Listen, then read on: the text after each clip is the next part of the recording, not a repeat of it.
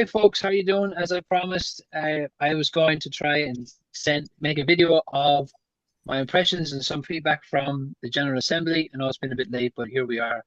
I'm with my good friend and fellow minister, Sam Bostock. Sam's a minister in, as a First Saintfield, which is where, Sam? Yeah, we're about 20 minutes south of Belfast in Right. the countryside, but I suppose a sort of village of about 2,000, 3,000 people. And Richie, for my folks who are watching this, who are you and where are you from? Oh, I'm Richie Cronin. Don't they know? I am a minister in Cork City and in Cork County. I've got two congregations: Trinity Cork, which is in the city, and Aghada, which is about half an hour outside the city. I've been there 7 years this week. Actually, I've been there 7 years. So that's who I am. Very good. And we met when we were both serving in different ways at Kirkpatrick Memorial in East Belfast. That's about right. 10 to 12 years ago now. It's a lot of water under the bridge since then. Yes. I did my assistantship in East Belfast. A great time in my life. I loved it there. And that is where we met. What were you? You weren't the assistant. You were just I was an intern. I was an intern, yeah. And I think when I first met you, you told me that you were going to be my boss. So, but thankfully, I managed to get off staff before that really came to pass. Well, yes. How the tables have turned, my friend, huh? Anyway, the General Assembly 2025. Let's say a couple of just very broad things, because some people haven't a clue what a General Assembly is. The PCI, Presbyterian Church, like all Presbyterian churches, are run on a democratic representative manner. Each congregation sends representatives to a sub-regional body, firstly called the Presbytery. A minister and an elder from each congregation goes to Presbytery, and once a year, the minister and the elder from every congregation, in theory, goes to the General Assembly, where we meet to discuss things, to make decisions for the church. And that's what we were doing. There was last year there was about 700 people recorded. I'd say it was a little less this year. In theory, I think you could have everything. If everybody came, you'd have over 1,000. But and certainly they never all come in one day. But I'd say there's maybe 500-600 people out there over the week. Would that be fair? And throughout the week, we were there Tuesday, Wednesday, and Thursday morning. We heard reports from different councils of the church. I think there's about 14 or 15 different councils. They don't all report every year, which is something that we'll talk about later. But they do. Some of them give reports, and then you're allowed to debate those reports or talk about them or ask questions.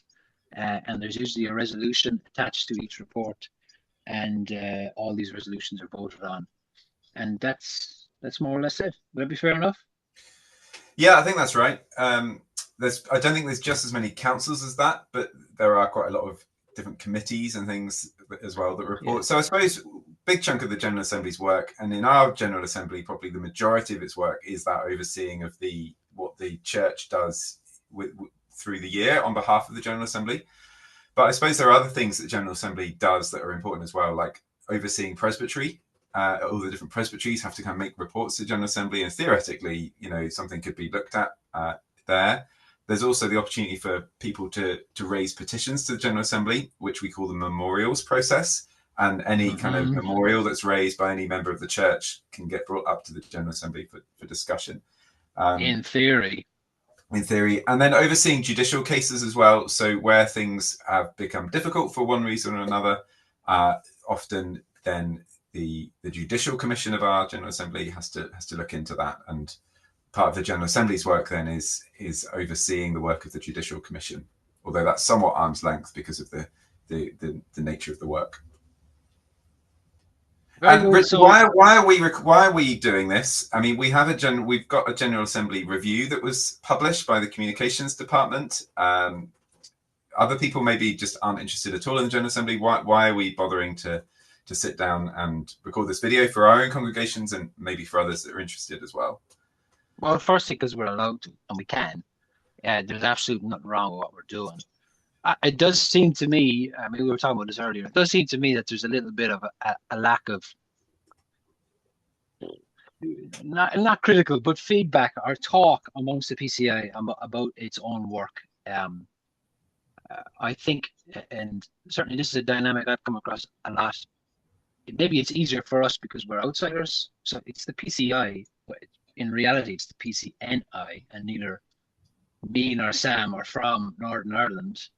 And maybe it's easier for us to ask questions or to say things critical about others because we haven't grown up alongside them. I don't know, but there does seem to be I sense sometimes a kind of a fear about talking about the church, even just analyzing it openly. There's an awful lot of analyzing done behind closed doors or with friends and stuff.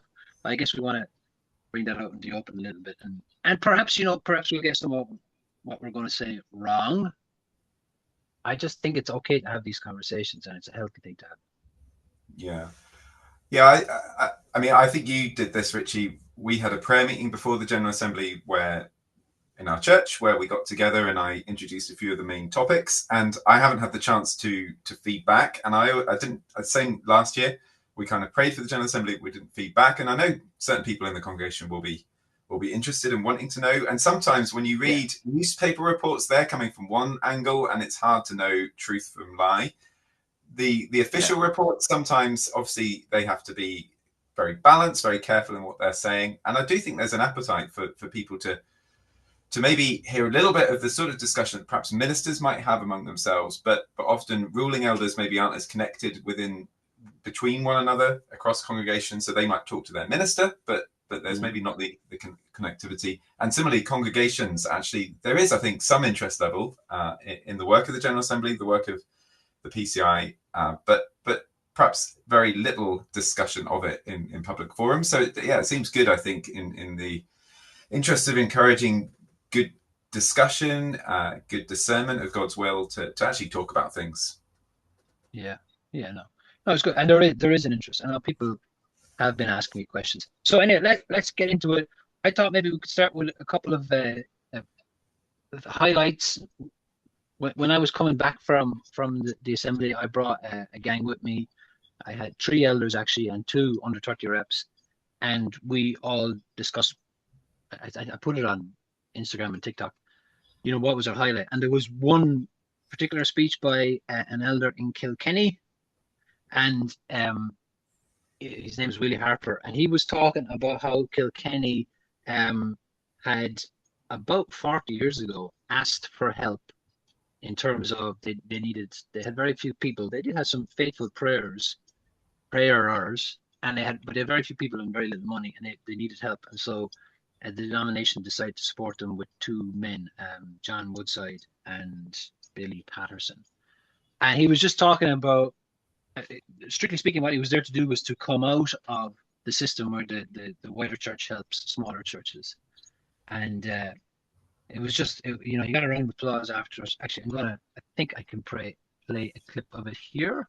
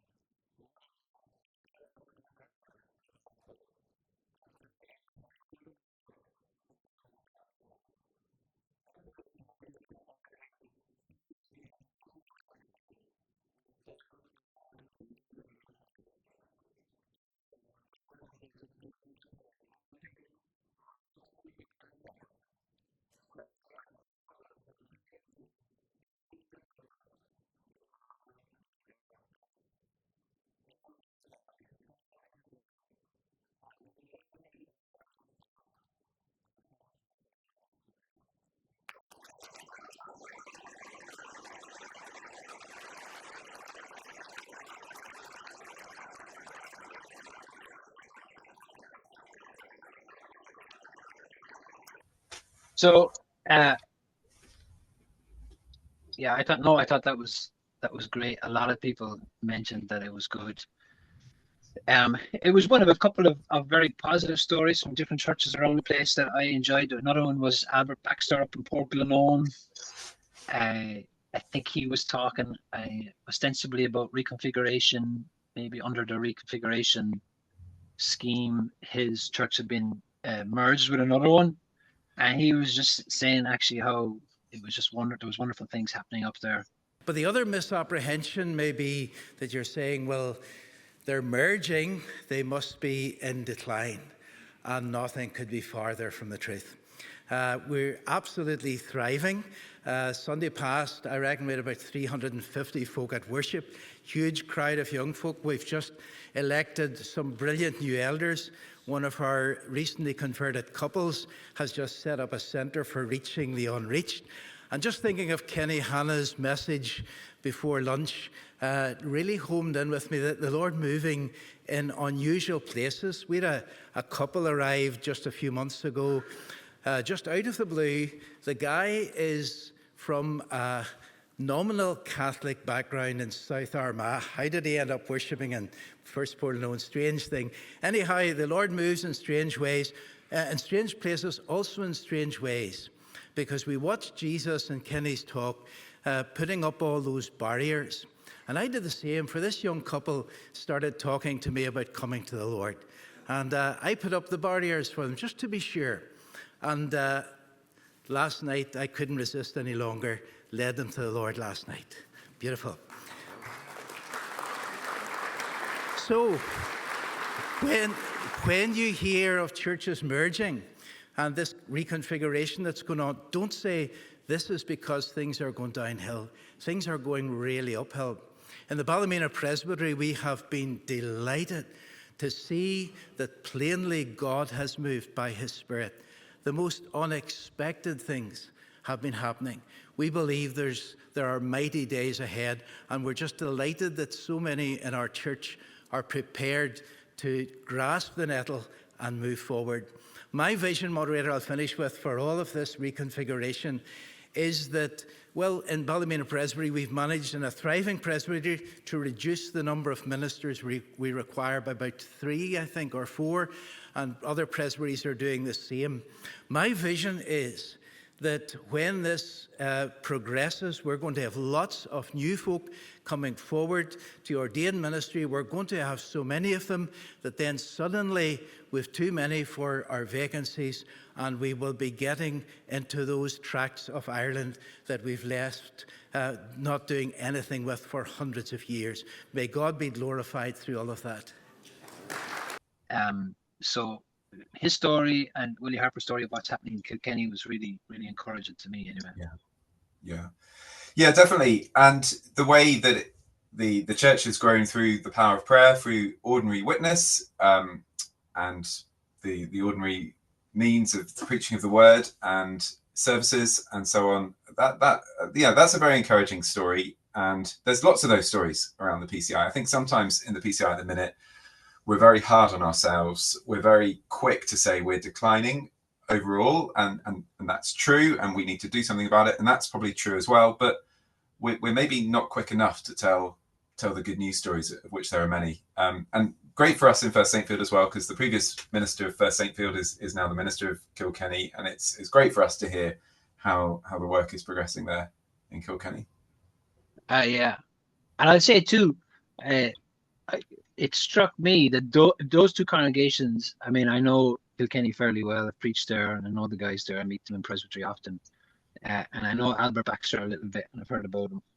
But I don't think they disagree with this characterization, but they're both, conservative evangelical churches, and not fancy. I don't know. As you were saying, they're pretty ordinary churches as well. They're just doing kind of the regular stuff. They pray, they preach, they meet each other, and God has been very faithful to them.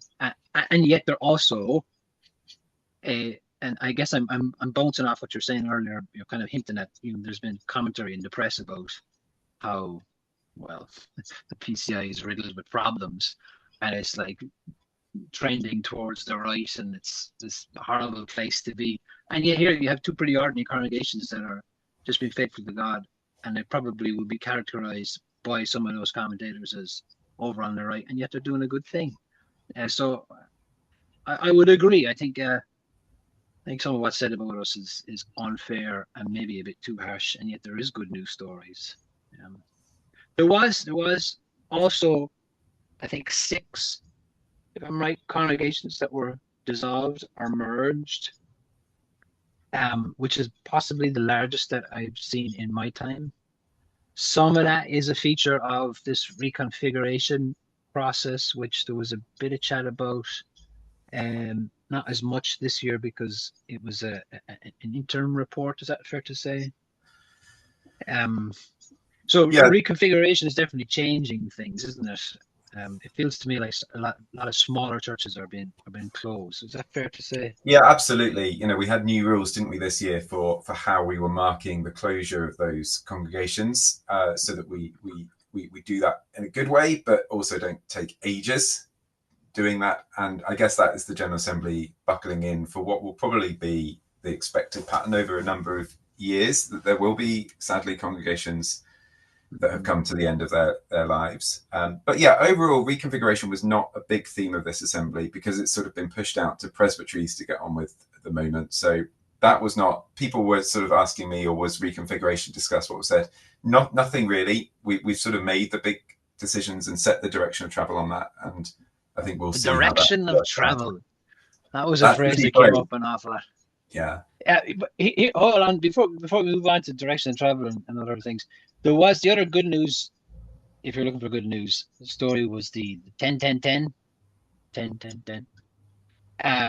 So I was a little bit confused by some of the tens, but one of the tens anyway was that they wanted to plant 10 new congregations in 10 years. And there's that's coming out of CMI. CMI is headed up by Rick Hill. He seems to be doing a good job. He's a lad that everyone seems to speak well of. And this is a new initiative they have where they want to start 10 churches in 10 years. Yeah. And 10, I don't know, church plants, or not church plants, but 10, what are they called? Missional initiatives or something. So it's getting, isn't it, to 10 fully constituted PCI churches, which is a great aim, alongside 10 more embryonic works. I think that's my understanding of what we're talking about. So and I think that's 20, really 20. good that we are aiming to plant Presbyterian Reformed churches in places where there has been a lack of such witness, because we think that's good. And we're wanting to see a full orbed kind of church plant taking place. So I like that, the kind of 10 sort of more embryonic things, but also we're wanting to see 10 things that have come to a sort of level of maturity in the local expression. Yeah. And I have every confidence they'll do it. I know I'm going to be involved in a discussion about one in Limerick. So, there's a lot of stuff happening around the PCI. I wouldn't be surprised if a good share of that 10 or 20 is accomplished in 10 years. So, and what about yourself? Any highlights, positive things that you saw? Now, I wasn't prepared for that, Richie. I will say I was encouraged by my own ruling elder, Ivor Taylor, who gave a speech. Yes. Now, he had to persevere to give the speech because there was a bit of a mix-up on day one. He was sort of standing up and making his way down to the front, but somebody thought that he was actually intending to go all the way to the lectern, and he found himself at the lectern when he didn't want to be at the lectern. So that was unfortunate. And I suppose that sort of highlighted that sometimes the General Assembly can be a little bit difficult for outsiders to engage in its processes and feel comfortable in speaking at the front. I don't think anyone was to blame for that, but there is a whole tangle of different stuff. So, and we obviously, one of the things I think that everybody across the church shares is we want to see more ruling elders contribute. And it is probably worth continuing to give thought. I know there has been thought on this, but continuing to give thought to how to make it easy to speak, how to encourage people to get up the front to speak in our General Assembly. But anyway, Ivor, our man from First St. Field, he made it to the lectern on the final day, and he was sharing some thoughts that a number of our elders have had about funding for training in ministry. I think a number of us, as we've engaged with the reconfiguration of ministry stuff, have sort of said, well, obviously a big part of the problem here is just lack of supply of ministers, but where is the church really dealing with this? And so a number of our elders have been sort of looking then at whether ministers in training are adequately provided for.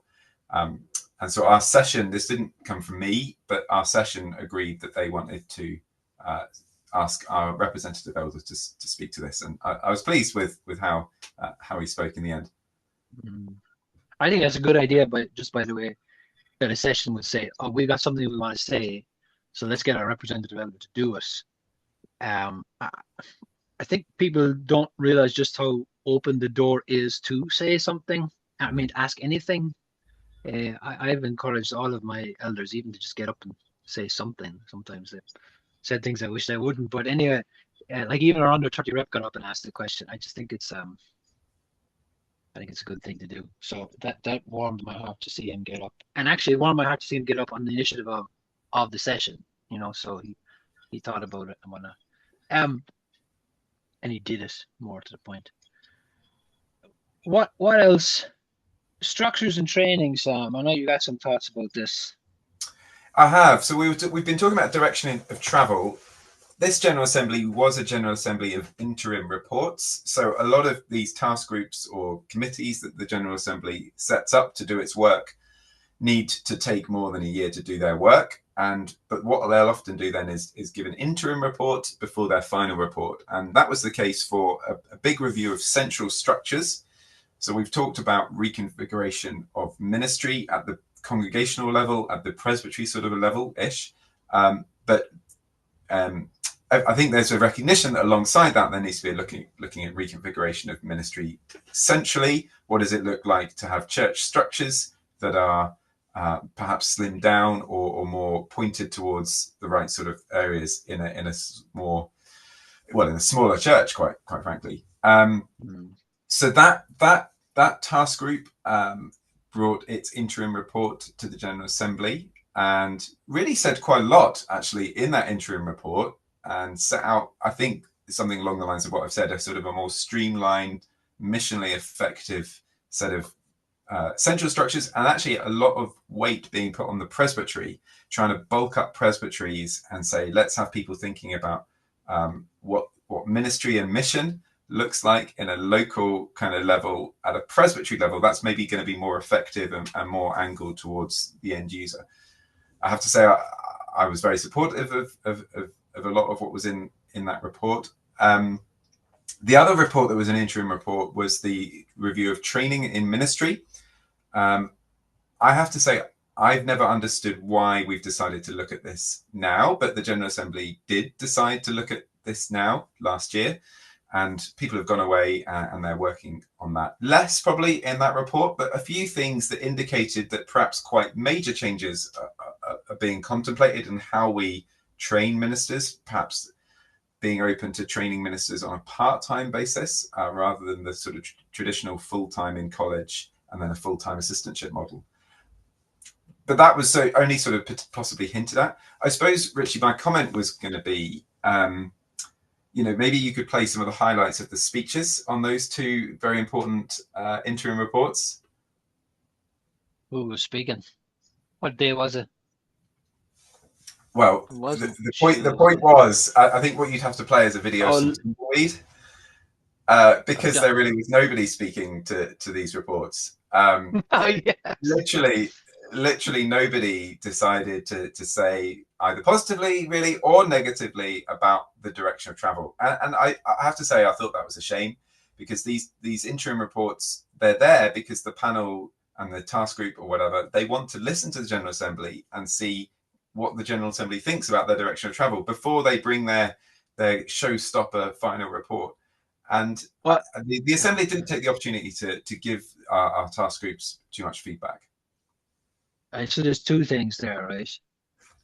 We've talked about this. On the specific issue that you're talking about, it is odd that basically two massive questions, the direction of travel of the church and what we're thinking about training ministers, and it elicited zero debate. I didn't say anything. I've often wondered about this. These kind of interim reports, sometimes they're just landed up. There's got no resolution, or maybe the resolution is to receive it or something. And I get the sense that people are waiting until they see something that they're told what to do. But those reports are very substantial, and when we receive them, we're giving them some level of approval. And I'm not sure that maybe that point is understood, but maybe people don't care. I don't know. Sometimes when we could talk about the memorials later on, sometimes when we're talking about things in the PCI, particularly General Assembly, there's a lot doesn't matter. Me in my own corner, just let them do what they want. If it practically affects me, I will think about it. That could be, people might bristle at that, but I've just come across that quite a lot. And there's also an awful lot, in fairness, there's an awful lot going on. I mean, I was overwhelmed at times by the amount of things that were in front of me. But I wasn't anyone saying anything. Why do you think there is? Well, I think those who are planning the General Assembly thought that there would be more debate on those topics, because they had planned in time for those debates, and everyone was taken by surprise on the first day of the Assembly, because we found ourselves finishing business, half an hour, even 45 minutes earlier. Oh yeah, I have a clip actually of I can stick it in. I'll probably stick in clips actually rather than two of us. But Mr. Acting Clerk, we are an hour ahead of schedule. I might keep you as the Acting Clerk.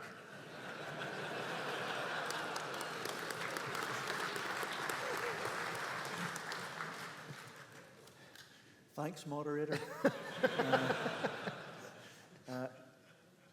I'm not quite sure what to say, apart from we have run out of business. And that means that we have to stop. I can say that on the authority of the gentleman beside me, who has spent more years up here than I have. We have no more business for this morning. So the normal pattern would be that we will return at 2 o'clock, God willing. So it seems like it's a long lunch. There's a clip of the interim clerk, and what's his third title? Acting clerk. Acting clerk. He's looking bewildered because he's like, "Oh, there's actually no business we've got all this time on it was Tuesday particularly," and that seemed to be a theme. But I guess I'm trying to dig underneath it. Why in general there's often so much goes without comment, particularly on these. Maybe just practically, you spoke to something. In fact, the very first person I think from the floor to speak at the General Assembly was yourself, and you were speaking to some topics related to this. Well, yes, I was. So I guess you're talking about the question of engagement with the General Assembly in general. Obviously, well, people listen to this won't know unless they've been there, but I'm not exactly shy of engaging with or asking questions of it. I think there was an assembly, 2 assemblies ago, maybe I spoke more than anybody else. So I have no problem with it, but that's not common. And I'm not quite sure what it's about, but this year there was a difference. And this year the main difference is that the famous blue book was not sent out to people. Now, my theory is, so normally in the past we would have got this about a month beforehand, is that correct? And this year we got a PDF of it. Now, I did initially think the PDF was amazing because you could do a word search and you'd find things. But actually I found that I only searched for the things that interested me, and I didn't really read the whole lot of it. I also have a lot of screen fatigue. Sometimes I feel like an android, and I do not want to be on another blasted screen. And as you pointed out to me during the General Assembly, when we had anything, because we did get this when we came, when we had any debate, what people did was they didn't open the screen, they opened this. And in previous assemblies, I would have this would be thumbed, this section would be all black from the grease from my thumb, I'd have it dog-eared, and I would know my way around about it. I just felt a little bit distant from what was going on, and I was playing catch up a good bit this year. Now, I know that what they're saying, for the reason they didn't send it out, is money, but there's got to be some kind of halfway house where those who want it can get it. Anyway, my point is, I do think that not having the book decreased engagement, or at least that's a possibility, because there was certainly this year more than ever before. There was just no debating. The other thing, of course, is that, and typical in our assembly, these decisions aren't made 1 year. This was made about 2 years ago, and we've put it into practice in part, and now we've made it a law. If you want to bring an amendment, so if you see something in a report or you see something, well, if you see something in a report or you see something in a resolution you don't like and you want to change it, you have to write that amendment or new resolution, and you write it and send it to clerk full 7 days before the assembly starts. In theory, an amendment could arise from the course of debate if the moderator allows it. But apart from one written amendment, am I right in saying this? There was only one notified written amendment sent in, and 0 that arose from within debate, which was contrary to what we saw in other years where it was a good share. I mean, I've sent them in. Yeah, and I think that is really significant. You know, the Belfast Telegraph picked this up in their review of the General Assembly. The only contested vote in the entire 3 days was from that one submitted amendment. So basically, if you need to have, now that's great that obviously we're agreeing about lots of things as a General Assembly, but I suppose you're sometimes well, exactly. You're sometimes faced with either saying yes to something or no to something, and actually sometimes the right answer is somewhere in between. And a good amendment allows you to finesse the resolution and make it more appropriate and to sort of more accurately discern what the collective will of the assembly is. And I suppose if my concern is sometimes if we make it too hard to bring amendments, we make it too hard to have good debate. And there's been times, I think, in previous years where we've been advised, you know, we've submitted an amendment, and for sometimes unknown reasons, the amendment hasn't been approved. And then you've sort of been told, well, all you can do is vote it down. But voting things down doesn't feel very constructive. It doesn't feel like it actually moves things forward. So I do wonder and worry sometimes that we're making the barrier to entry to having good amendments and good debate in the Assembly maybe just a little bit too high. I certainly agree with you, Richie. I think having physical blue books is at least one thing that does facilitate having good discussion and debate at the Assembly. Yeah. So I hope that we'll get our physical blue books, at least the option to have them sent to us. And yes, I'll pay for mine to be sent to me if that's an option. We're running a bit out of time though here. We are running a bit. Do you want to say something about the memorials? We had 4 memorials. So I mentioned this is the way that groups or individuals outside of the Assembly can petition the Assembly to look at things. There were 4 memorials, and they did all get looked at and discussed at the Assembly, but perhaps not all completely in the terms that had been requested. But yeah, there were 2 memorials that were essentially administrative, in that they were asking the General Assembly to do things that only the General Assembly can do. So one of them was for a congregation looking for a name change.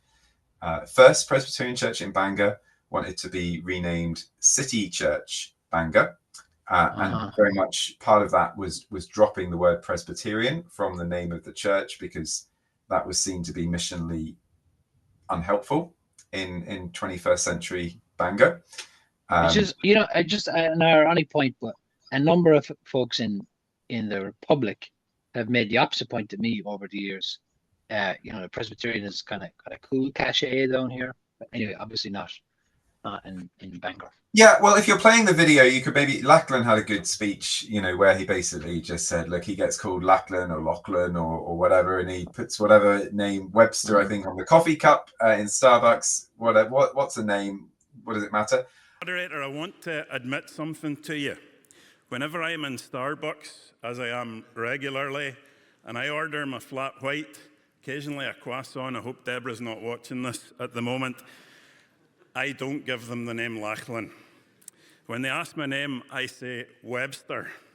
And the reason I do that is because if I said Lachlan, I'd have to repeat it 3 times, I'd have to spell it, and being dyslexic, I can't even do that with my own name.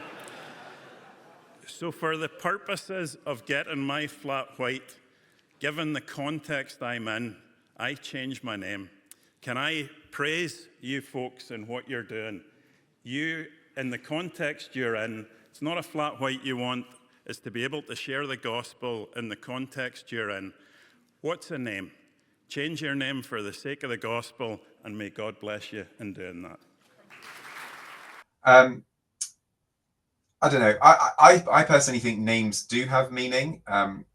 My wife Emma is a big fan of a play by Brian Friel called Translations, which is all about the symbolism and the value of inherited names and the way that they often do shape us. So I'm always a conservative in this aspect, that we should probably be loath to change things that have been handed on to us, including perhaps our names. Well, yeah. But anyway, that went through. Can I say one thing about that? I have, going back to what we were saying earlier about there's a reluctance sometimes in PCI to say negative things publicly. I have to, Craig Lynn, who spoke against that memorial, it's usually those name change memorials go through on the nod. There's no debate. Holiday is, as we vowed at ordination, for those of us who are elders, based on and agreeable to the Word of God. That's part of the framework that holds us together as a church, and our code is clear that only this body, the General Assembly, has the authority to change the name or rename congregations, and so to have done so de facto already, as the first Bangor Kirk session have, risks undermining the trust and accountability of this body in favour of pragmatism. So friends, just carefully consider whether we wish to set a precedent that our policy and our processes are optional and can be set aside. With all that said, and through you, sir, there's very little to be said. But he did stand up and he had a couple of points. I can't remember what they were. But I just thought it was very brave because he knew that no one was going to support him. He didn't have a heap to say, but he was driven by his conviction to speak against it, and speak against a colleague that I'm sure he would see and appreciates and knows well. And I just thought that was it was a brave thing to do. So it was, yeah. Well, in our context, it was a brave thing to do. But I hope that only gets respect. Actually, that it's understood. Well, he's got mine. We have a General Assembly precisely because we will have different views on things, and it's in sharing our different views on things that we can best discern the will of God. So if we have any sort of culture where we can't say something opposite to what's being opposed, we've got a problem ultimately. So massive respect to Craig for that. Carn Money then has had a church plant in the centre of Belfast. Awesome. And that's been going really well, and it's now ready to be its own established independent Presbyterian congregation in its own right. So it became Centre Church, Belfast. Yeah, I've nothing to say about it. Central Belfast. Not interestingly, Central Presbyterian Church Belfast, but Central Belfast. Oh yes. Well, they're probably thinking the same way. I don't know. Yeah, I actually didn't hear that speech. Yeah, I think it would be interesting because there's a lot of good stories in that congregation and what's happened over the last while, and the assembly was rightly celebrating that. You could, I think, have come away with a view that to be Presbyterian is to be sort of past it a little bit, or it's not going to be missionally effective. And I take it that that's not the case. And I think some of the stories... It's not the case in the Republic. Yeah. I mean, it's not their place in Portland home. If Albert Baxter's telling us the truth, or in that Covenant Church, is it the Covenant Presbyterian Church, isn't it? Yeah, in Portadown. Yeah. Anyway, the truth will out about those things in due course. The other memorials, you have to speak about this: deacons and the ministry. Well, so these were two memorials. These were different in that they weren't administrative. These were asking the General Assembly to look at something both of them to look at something reasonably chunky. And both of them came from whole presbyteries rather than individual congregations or individuals. So the Armagh Memorial was basically asking the General Assembly to really take some time through the Doctrine Committee to think through what is our understanding of ordained ministry in the Presbyterian Church in Ireland. We believe that every member has some sort of calling to ministry. We also believe in the importance of ruling elders. We have accredited preachers. We have deaconesses. We have lots of what we call APPs, additional pastoral personnel, and that's all good and I think to be expected. But we maybe could do with spending some time recovering what it is that actually makes ordained ministry distinctive, and maybe distinctively a blessing when it's done well, to the Church of Christ. So that was the idea behind the Armagh Memorial. So the one thing I'll say about the ministerial thing is our church has been changing. There was a huge emphasis on every member ministry in the last couple of years. And there's also this massive influx of kind of administrative stuff that's been landed on top of us. And I, for one, would love to push back against a little bit against every member ministry, and also push back against us as kind of admin people, and see what actually is expected of us as ministers. Yeah. What's unique about us as ministers. And there was really broad support, I think, for that across the assembly. I think the only question people were raising is, well, should we be thinking about ruling elders as well? Now, the members of the representatives of the presbytery sort of said, well, look, we want to focus on ministers, but by definition, you'll be wanting to think about what makes the teaching office different from the ruling office. So, but where we ended up, Richie, was obviously that memorial got lumped together with the deacons memorial and with a kind of a look at ruling elders as well. The second memorial was coming from my own presbytery, from the Presbytery of Down, asking the General Assembly to look at making provision for us to be able to ordain deacons in our congregation again. It probably isn't time to really get into the details of all of that, but I suppose the basis of it was, we look at the Bible and we find deacons are there in the New Testament church. Paul writes to the overseers and to the deacons in Philippians 1:1. And we're a Presbyterian church. We have elders or overseers, but we don't have deacons. We don't have the other kind of major office that Christ has given to the church. So Down Presbytery unanimously wanted to ask the assembly to look at this. We used to have deacons. There's things we can lift off the shelf again for how we could get deacons back, and then I suppose just allow congregations to appoint them and have them ordained if that's appropriate. But I suppose I was encouraged. Again, there was a really good buy-in, I think, across the assembly for the idea. Quite a number of people spoke to that who weren't part of the Down Presbytery.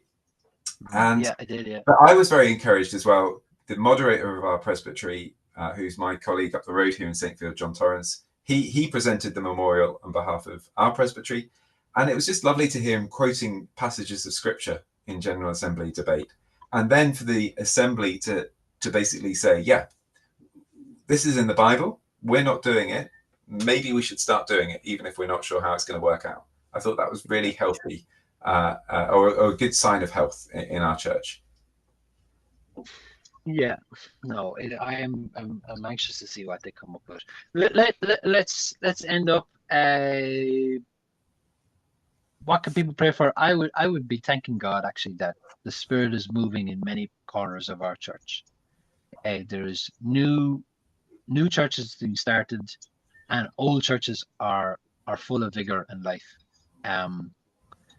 I would thank God that there is many discussions happening at the moment about what it means to be a minister, and I hope that they would inform our church and help our church in the future. And I would be praying for the reconfiguration process, that it goes smoothly and is a benefit to the church, and also I'll be praying for all those new church plants. Because if they get off the ground, they're going to make a mark for God on this island for many generations to come. And I would like wine at the communion, and get rid of the drums, because they were doing my head in. Sorry, drummer, I'm sure you're a good guy, but I just I couldn't sing. They were so loud. Maybe I just need to move. But really, do we want to get rid of that entire corner? Anyway, Maybe they're my final thoughts. Yeah. No, I can't really add to that, other than to say I did enjoy the worship times that we had. Some great sermons were preached. Some great times of singing were had. Really excellent, actually. I think it was a good move to perhaps build in more of those times into the day of the assembly. I thought that worked well. The one time I was in that corner near the drums, I have to say they were loud. But Maybe I just need to get out of that what corner. can you do? But What can you do? I I don't think I have any other comments. I would echo your positivity and your prayer points. I think lots is TBC. I think this General Assembly was a kind of a TBC assembly, and that's okay. Generally, I do think there's a big appetite for change in our church, and it feels like a lot of fundamental things are in the air in our church at the minute. And so now's the time for us to be praying for our wider church, for our kind of church family as a whole in the Presbyterian Church in Ireland. Now's the time, I think, for us to be talking to one another and collectively doing our best to discern the best way forward. Yeah, and go. I think people should go. And maybe folks pop in the north, but one of my elders was her first time ever there, and she really enjoyed it. It definitely deepened her understanding of what PCI is about. So I would encourage anyone to go. Well, Richie, thanks for organising this. Yes, I think this is a good thing to do. So God bless, folks. Great. God bless. Bye. See ya. Bye.